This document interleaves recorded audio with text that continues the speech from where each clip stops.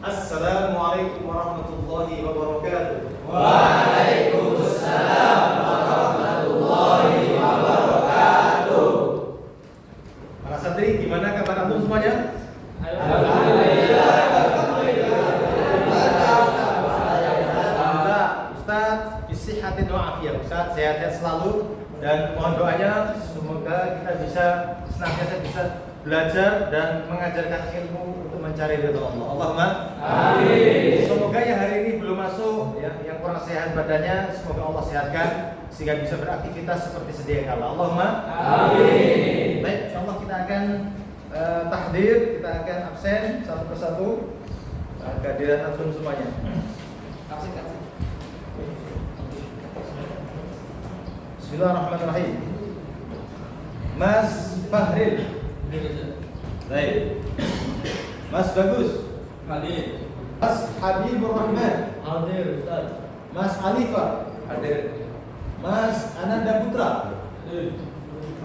Mas Lukman Al-Hakim. Iya, Sakit ya?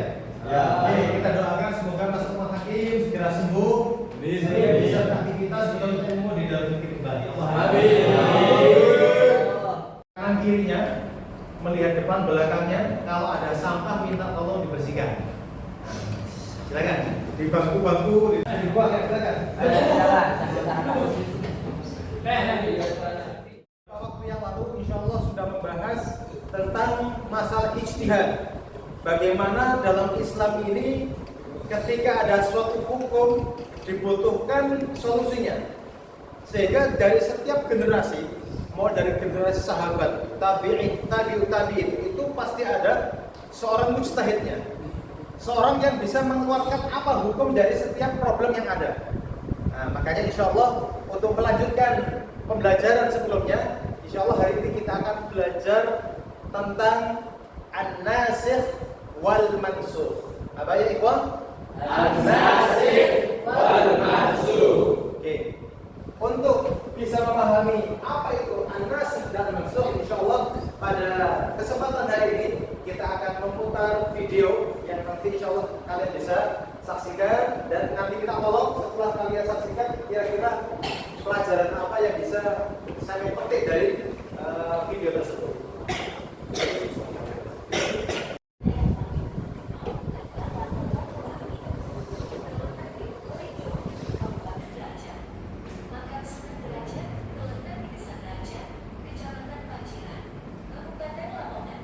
Kita semuanya menyaksikan tentang video Wali Songo.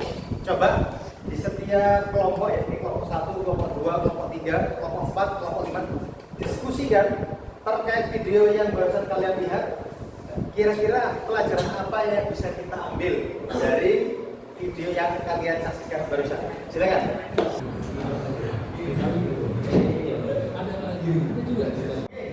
Silakan dari kelompok 4 untuk menyampaikan apa yang bisa diambil dari video tersebut. Baik, setelah kami menyaksikan video tersebut, pelajaran yang bisa kita ambil yakni kita dianjurkan untuk berziarah kubur, terutama berziarah ke makam orang-orang yang soleh seperti halnya makam Wali Songo yang ada di Nusantara ini. Masya Allah. Sekian. Terima kasih. Tepuk tangan.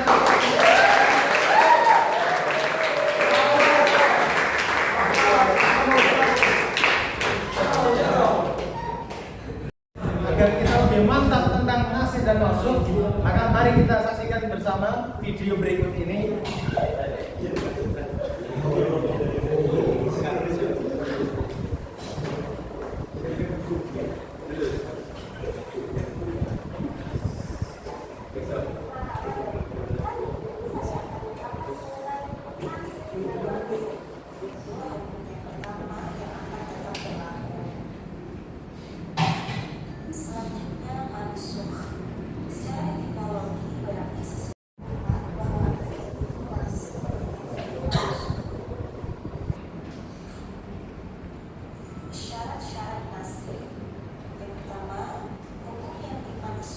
Oke para santri, alhamdulillah setelah kita melihat tayangan video tentang nasib dan mansukh tadi, sudah punya gambaran ya tentang nasib dan mansukh. Oke?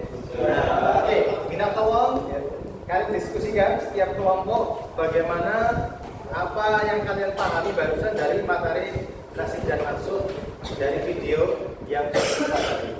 Baik, silakan didiskusikan.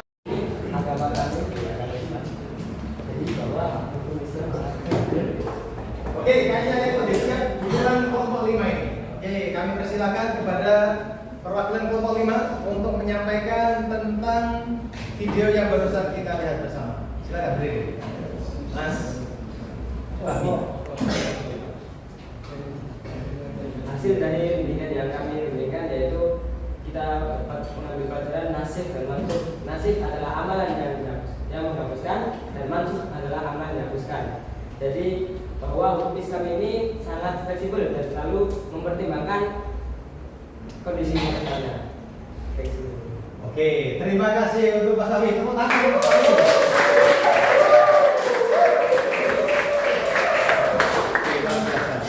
Berikutnya saya ingin kepada kelompok lain untuk menyampaikan kira-kira hikmahnya apa ya adanya nasib dan maksud ini dalam syariat Islam. Kenapa kok tidak sakral seperti ini aja, tapi kok kenapa pada beberapa hukum ada nasib dan maksud. Oke, kalau kelompok satu ini saya persilakan kira-kira apa hikmah dari hukum nasib dan maksud. Kepada Mas Tajan kami persilakan. Jadi menurut saya hikmah dari adanya hukum nasib ini yaitu dapat mempermudahkan umat Islam untuk menjalankan syariat agamanya sendiri. Sudah? Sudah. Oke, terima kasih kepada Mas Tajan. Oke, para santri agar kita lebih fokus apa yang harus kita pelajari dari ini ya. Tujuan pembelajaran nasib mansuk yang pertama adalah melalui media video ya, insya Allah para peserta didik dapat menelaah ketentuan konsep dan contoh nasib dan maksud dengan baik. Yang kedua, melalui media LKPD peserta didik dapat menguraikan contoh hukum-hukum dari nasib dan maksud secara benar. Oleh karena itu ya, Ustaz ingin memberikan tes diagnostik kepada kalian bagaimana tentang nasib dan maksud. Maka oleh karena itu silakan buka laptop kalian untuk mengerjakan soal yang sudah Ustaz buat dan sudah Ustaz kirimkan kepada kalian melalui Google Form. Ya, insya Allah silakan dibuka laptopnya kemudian mengerjakan soal melalui Google Form.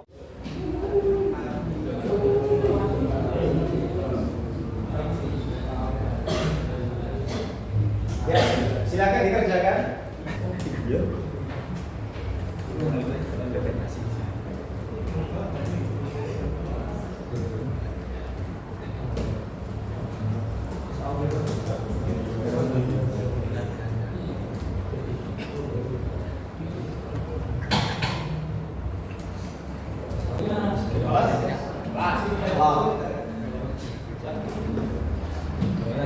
Baik para santri, insya Allah setelah ini kita akan ya, antum semuanya mengerjakan LKPD, lembar kegiatan peserta didik. Insya Allah ini nanti kalau ya, dikerjakan secara kelompok, ditulis nama kelompok antum semuanya, ya kan seperti itu. Ketua kelompoknya siapa saya akan tulis di atas, kemudian mengerjakan LKPD sesuai petunjuk-petunjuk di dalam. Oke, saya akan bagikan kepada antum semuanya. Tulis nama kelompoknya. Tulis nama kelompoknya. Silakan tulis nama kelompok. Oke, dari LKPD Ustaz berikan kepada antum semuanya. Ustaz tawarkan kepada antum semuanya. Dalam mengerjakannya kita sepakati 15 menit atau 20 menit. 20 menit. Oke. Gimana? 20? 20. Oke, kita sepakati 20 menit dalam mengerjakan. Silakan didiskusikan dengan kelompok antum semuanya. Silakan. Ayo, bismillahirrahmanirrahim. Silakan tulis dengan lengkap nama kelompoknya masing-masing.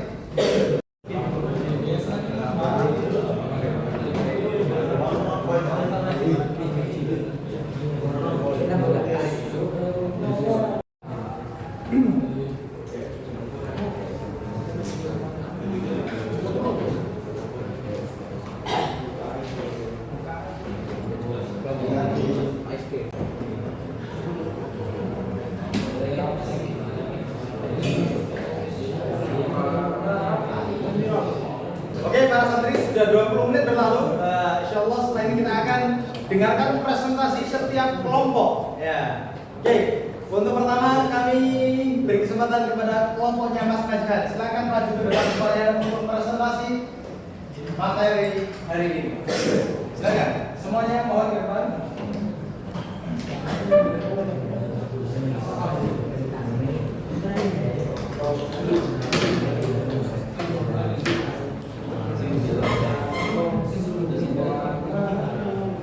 Baik, bismillahirrahmanirrahim. Assalamualaikum warahmatullahi wabarakatuh. Waalaikumsalam warahmatullahi wabarakatuh. Baik, langsung saja kami dari kelompok 1 ingin membahas terkait analisis dalam kasus nas ini dalam penerapannya di syariat agama Islam. Nah, jadi sebagai salah satu contohnya itu dalam penerapan hukum larangan minum khamar.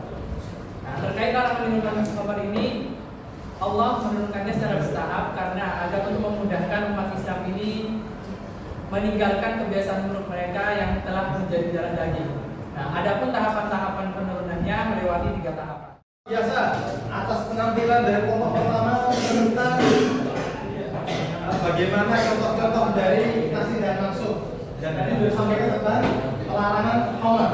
Oke, siapa yang siap menanggapi dari apa yang disampaikan oleh kelompok pertama? Angkat silakan. Oke, silakan kelompok 2, Mas Habib. Silakan.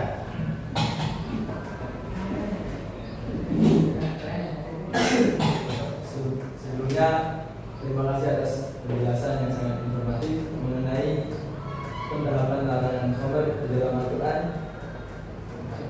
melalui konsep asli dan maksud. Saya sangat terkesan bagaimana Allah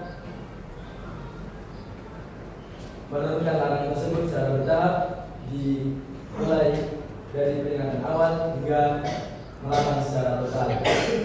Dan ini juga menunjukkan betapa bijaksananya Allah. Oke, alhamdulillah. Setelah kita saksikan kelompok 1, kira-kira kelompok mana yang berani tampil untuk menunjukkan dirinya tentang KBD yang sudah Ustaz berikan kepada semuanya? Kelompok 5 siap? Siap. Oke. Siap. Silakan. Silakan.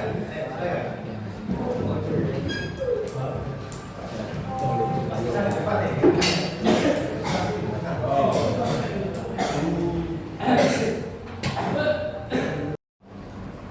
Assalamualaikum warahmatullahi wabarakatuh. Waalaikumsalam warahmatullahi wabarakatuh. Jadi kami dari kelompok 5 akan menjelaskan pemahaman kami tentang nasih dan mansukh. Jadi hikmah dari adanya nasih dan mansukh adalah dapat memberikan fleksibilitas dalam syariat Islam agar dapat sesuai dengan perkembangan zaman dan kondisi umat. Nasih dan mansukh juga dapat menunjukkan kepada kita bahwa Allah Subhanahu wa taala mengetahui kebutuhan umatnya, bahwa Allah Subhanahu wa taala mengetahui kebutuhan hamba-hambanya sehingga pada berbagai aspek kehidupan hamba-hambanya, sehingga Allah Subhanahu wa taala menurunkan atau membuat hukum-hukum yang sesuai dengan kondisi umat pada zaman sekarang. Luar biasa tentang hikmah nasih dan maksud dan nyawanya tadi. Nah, siapa kira-kira di antara antum yang bisa berikan tanggapan kepada mereka? Oke, Mas Lagi silakan. Insyaallah.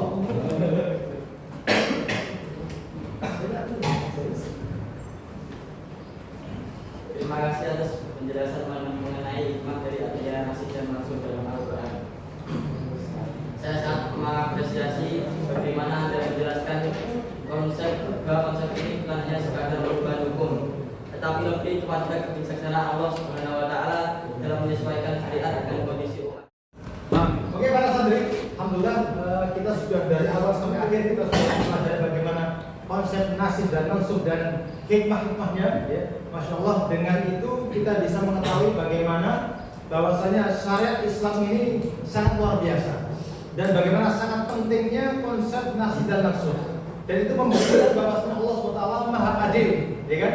Mengetahui bagaimana kebutuhan umat-umatnya, bagaimana kebutuhan makhluk-makhluknya umat Islam, sehingga bisa menjalankan syariat Islam dengan sepenuhnya. Oke, saya minta dari semua yang hadir ini, mungkin perwakilan 1-2 anak untuk menyampaikan ya, bagaimana perasaan Anda setelah mengikuti pembelajaran nasih dan mansukh. Kira-kira siapa yang bisa berikan ungkapan bagaimana setelah mengikuti pembelajaran? Ayo persilakan. Ayo persilakan kepada Mas Safka untuk memberikan perasaannya setelah mengikuti pelajaran nasib dan mansub. Baik, alhamdulillah saya sangat senang sekali dan sangat tercerahkan setelah mengikuti pembelajaran tentang nasib dan mansub pada hari ini.